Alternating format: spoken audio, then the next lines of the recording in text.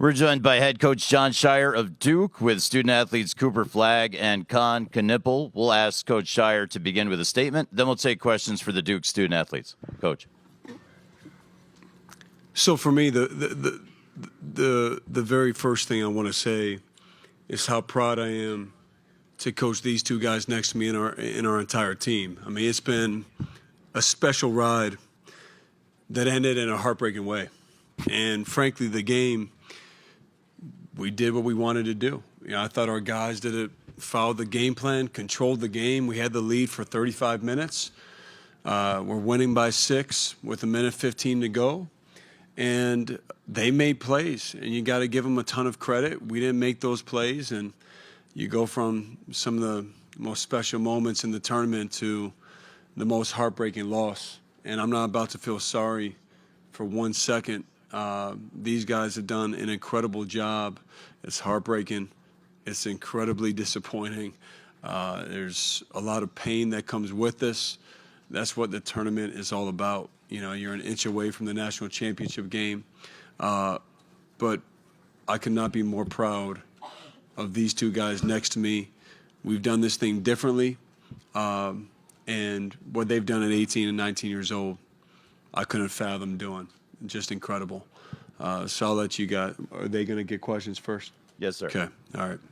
But I do want to say Houston's a championship caliber team. We had a ton of respect for them. Obviously, we still do.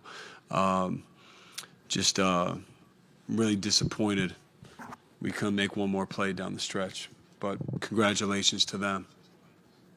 With that, we're looking for questions for Con and for Cooper. If you have a question, please raise your hand.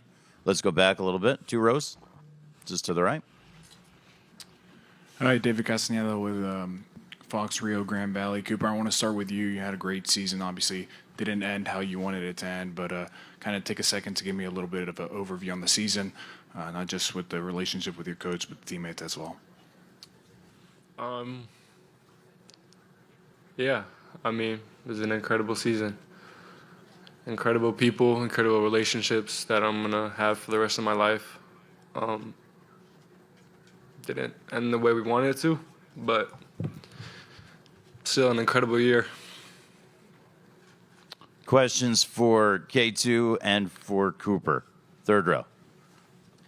KJ Doyle, KRGB. Cooper, can you just talk about, not obviously the very last possession, but the possession before that? You get the ball, you go into the post. Is that the shot you were looking for? Is that the look you wanted in that spot? Yeah, I mean, this is the play. Coached you up, took it into the paint. Thought I got my feet set, rose up, left it short, obviously, but I mean, it's a shot I'm willing to live with in the scenario. Pulling up on the rim, trust the work that I put in.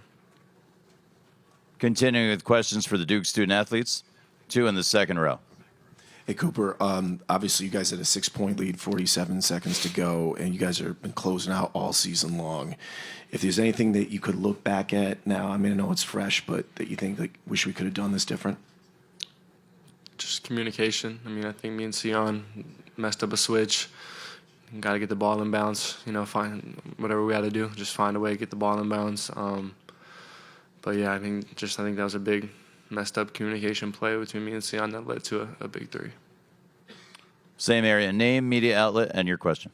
Adi Joseph, CBS Sports. Con, can you talk about what was your thought as it was clear that Cooper was trying to, you know, do more and more, and you guys obviously trying to support him? Was that something that really was going through your mind of, like, we need to make sure that this is a team effort, and how much do you think about that as you play with a guy like that? I mean, yeah, it's always a team effort. You know, Coop had the hot hand, so obviously he just won Player of the Year, so we got to give him the ball. You know, he's a great player, and he made a bunch of great plays tonight. It was awesome. Yeah, I thought he played a phenomenal game, and I thought we could have done a couple things to help him too. We'll go up front and to the right. Brett Friedlander, Saturday Down South. To either player or both players, you guys scored, I believe, 9 points in the last 10.5 minutes. Was that more attributed to Houston's defense, or was that more attributed to the execution that you guys were? We'll ask K2 first and then Cooper. I think probably both equally. You know, they're a really good defensive team, I didn't think we were sharp the last, what was it, you said 10.5 minutes. I didn't think we were sharp in our execution as we had been for the first 10 minutes of the second half. Obviously, we got to tip our hat to them too, as they're a really good defensive team. Cooper. Yeah, I mean, I think Con said it pretty well. I have to give them a lot of credit for what they're able to do every single night that they play. And I think, like you said, I think we could have been a little more sharp down the stretch and executing some things. But end of the day, you got to give them a lot of credit as well. Up front on the right, just off the aisle. Hi, Joshua from IUND. This question's for both Cooper and Con. Despite the way tonight unfolded, you guys had still a pretty good year. You all were ACC champions. How would you want yourselves and this team to be remembered in the future? Con first, then Cooper. Yeah, I thought we had a phenomenal year. It was a joy to be a part of. I mean, I would just hope that the fans and everybody appreciates how we gave it our all every night, and showed how and appreciate how we played together. Cooper. Yeah, I would say very similar. Just the connectivity of this team. I mean, I know I can speak for myself, and I think the rest of the guys that the connections and relationships we were able to have all year long, it was phenomenal. Like I wouldn't have wanted it to be with anybody else. So I hope that was able to shine through on the court and people that can remember us and appreciate the way we were able to play and the effort we gave for one another. We want to thank Con and Cooper for joining us here in the main interview room and taking our questions. They're going to head back to the Duke locker room, which is open for just a few more moments. We're looking for our first question for Coach Scheyer. If you have a question, please raise your hand. Coach, we're going to start up front on the left side. Hey, Coach. Evan Miyakawa from evanmia.com. All year, you guys have been known for these scoring runs and putting opponents away. You guys were up 14 tonight, and then it was Houston who had that big 10-0 run to kind of change the game. They outscored you guys 25-8 down the stretch, kind of starting with that. Were you worried about Houston going on a run like that, and how do you think that sort of changed the game? Well, Houston's a team that doesn't quit. I mean, they're never going to stop. And so my messaging throughout the whole way with the team was understand this team doesn't go away. So no lead is safe with them. We can talk about not scoring down the stretch, but for me, it's our defense. We give up 42 points in the second half. That's what carried us in the first half. I thought the last segment to close the half was big. We gave them 4 threes. And then some uncharacteristic plays we probably made. And they hit some really tough shots. So for me, I as I reflect in the moment, I look at our defense. And that was disappointing because even if we're not scoring, usually we get stops to get separation. Coach, we're going to the right side next, halfway up the aisle. Hand up. Myself. I don't know if it's something. Aaron, can we turn the monitor up so we can hear a little bit better? No, I'm hearing myself when I talk. I don't know if that's something right over here. I'm hearing myself talk. I don't know if it's just a tiny. All right. Mike Miller, Field of 68 Daily. As you process this, what will you do over the next weeks, months to think about it, reflect who you talk to, who you kind of reflect upon this with? Because you're going to be here in the future. You're going to have these kind of scenarios come up again. What will your process be to analyze this as you go forward?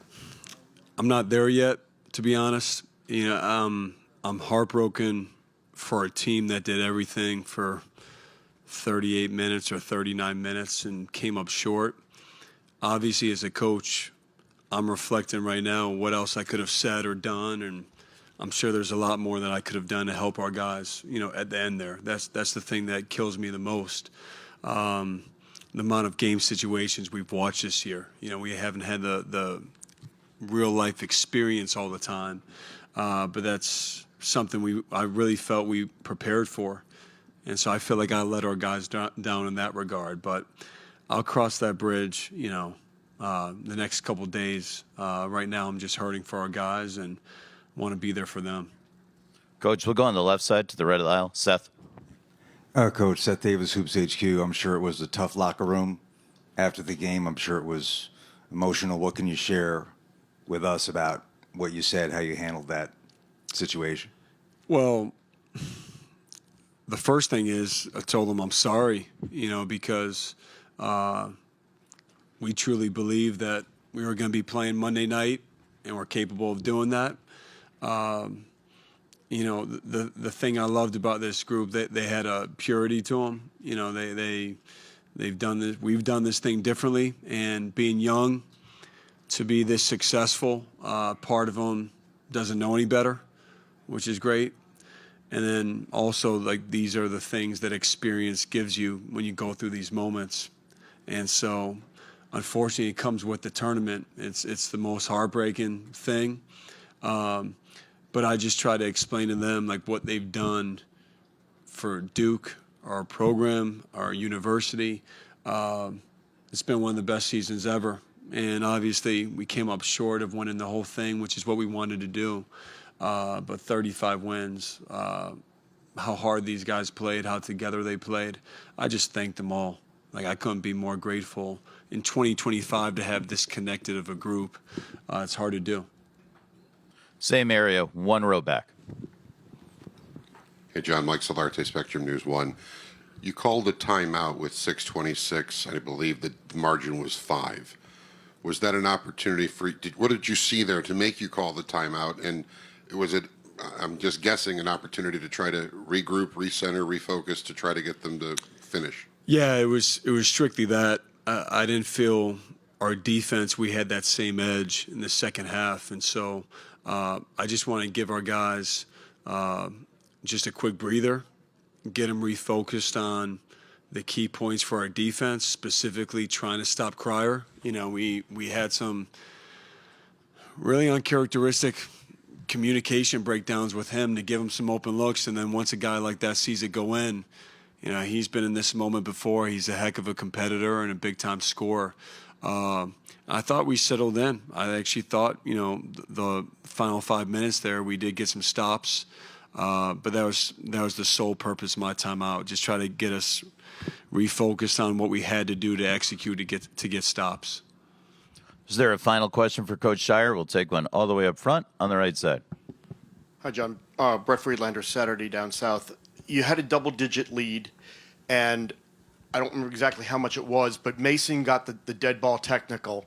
How much did that and the possession after that kind of change the momentum there? Well, I think there's a few plays that changed momentum. I mean, that's not ideal, but still, we're up 6. I keep going back. We're up 6 with under a minute to go. And Houston, never once did I feel we were going to blow Houston out, even with that lead. They were in that same position at Kansas. I was watching that game a couple days ago. You never feel like they're out of it. And so I think, sure, you can look to that play. You can look to, we fouled them, in the bonus. I mean, there's a bunch of plays. But end of the day, you're winning. You have the ball. And we came up empty twice with a missed free throw and then a turnover. So we just have to finish the deal. But I don't look at one play at being the momentum swinger by any means. Coach, we want to thank you for joining us here in the main interview room all week. Congratulations on your first Final Four as a head coach.